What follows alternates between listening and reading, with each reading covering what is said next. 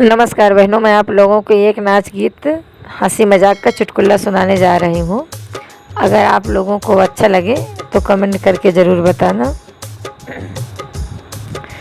यही ठैया दाल चुरई, यही ठैया भात चुरई, यही ठैया दाल चुरई, यही ठैया भात चुरई, सुना मोरी गुइया पीराई मोरी, यही ठैया सुना मोरी गुइया पीराई मोरी, यही ठैया सुना मोरी गुइया।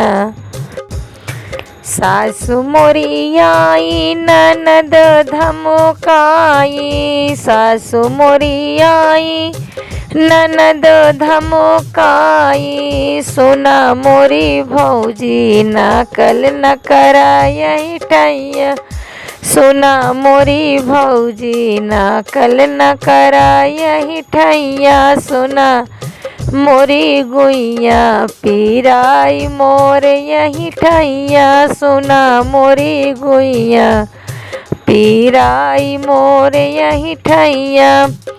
जेठ मोरे आवई जेठानी समझावई, जेठ मोरी आवई जेठानी समझावई, सुना देवरानी ललन हुई है, यही ठैया सुना देवरानी ललन हुई है, यही ठैया सुना मोरी गुइया पीराई मोर, यही ठैया सुना मोरी गुइया पीराई मोर, यही ठैया, यही ठैया दाल चुरई, यही ठैया भात चुरई, सुना मोरे राजा सहुरी बैठी, कही ठैया सुना मोरी राजा सहुरी बैठी, कही ठैया यही ठैया दाल